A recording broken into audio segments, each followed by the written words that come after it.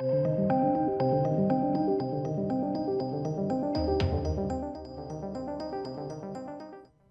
welcome ladies and gents. I've covered Marvel's Alien comic here on the channel.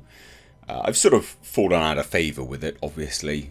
I sort of stopped covering it, but I covered it fairly extensively. I reviewed each issue, and it was a dumpster fire. Like, it wasn't good by any stretch of the imagination. It was genuinely quite terrible.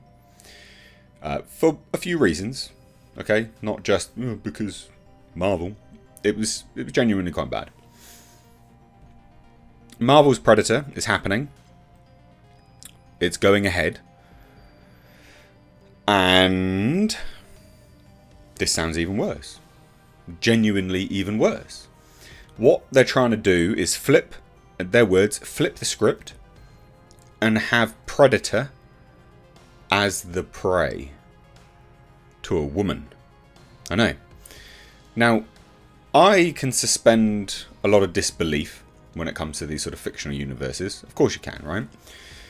But like, core ingrained into that Predator as a concept, I think that they only feared one alien species, if I remember rightly.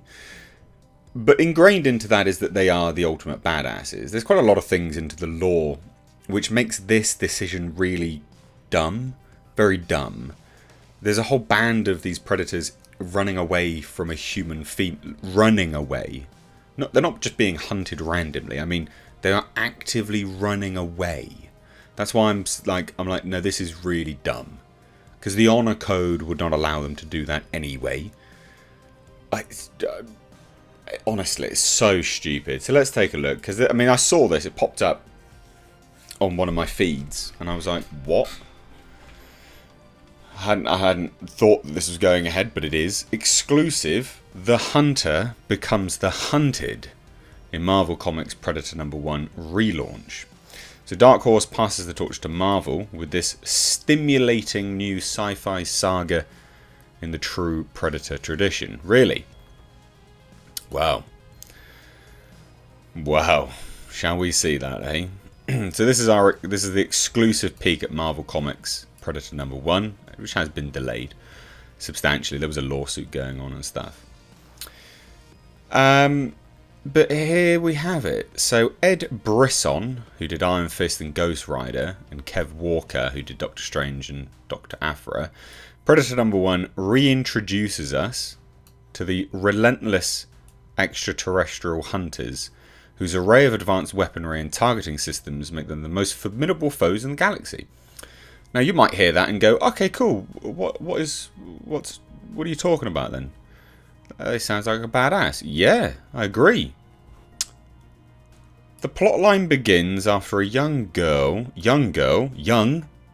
not even seasoned, not even experienced, young, named Theta, watches her family get murdered by a savage predator warrior.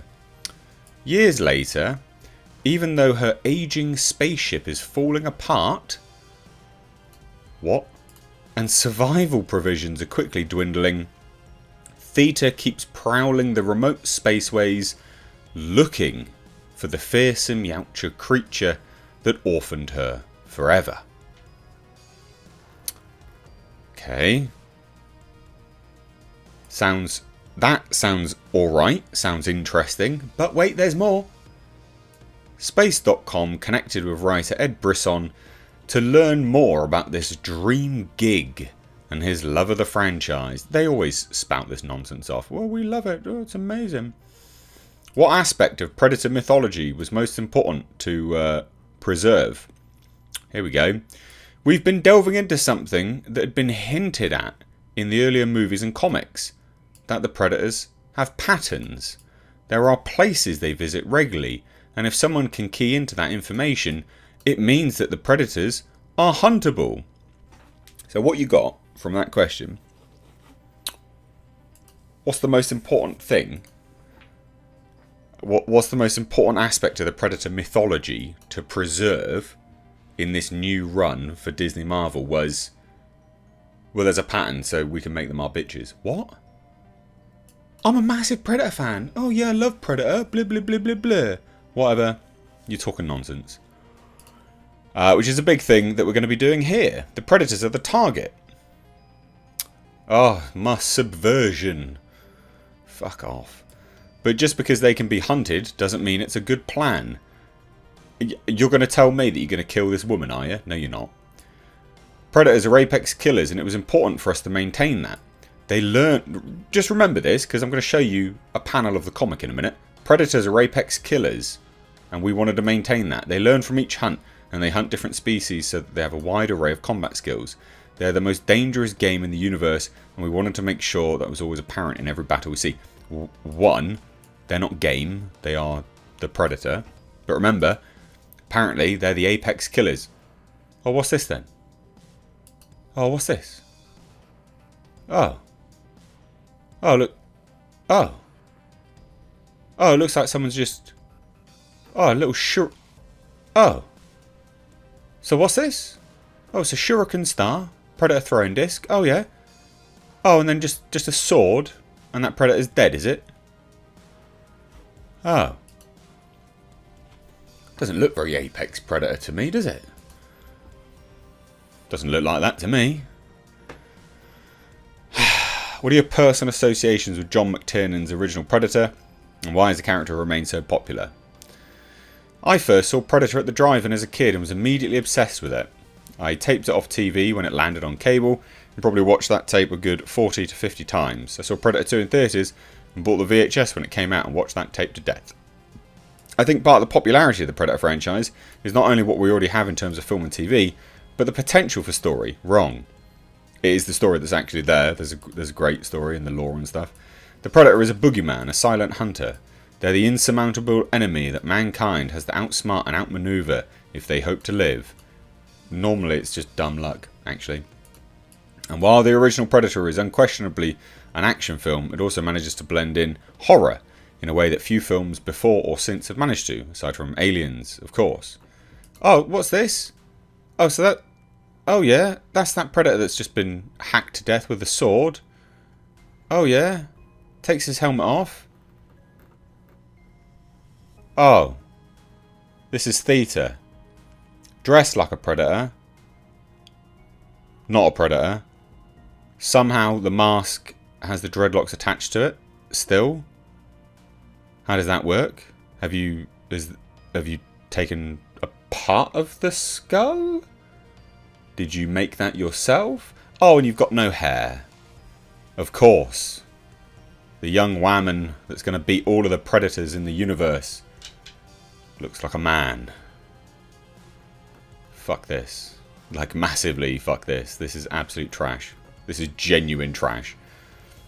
The artwork's not even that good. It's fine. But what is this? Garbage.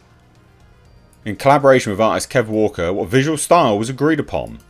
Kev Walker is a legend. He's done plenty of sci-fi and he's a master of it. Yeah, alright. I fucking believe it. So collaborating with him was mostly letting him do the thing he does so well. We're establishing a new organisation within the book and a couple new alien races. And with both of those, it was important to create something that felt both fresh, but didn't stray too far from what we already know from past Predator stories. The story is set in two time periods, 2041 and 2056, and so any tech used or created for the story needed to feel as though it plausibly could exist 19 and or 34 years from now.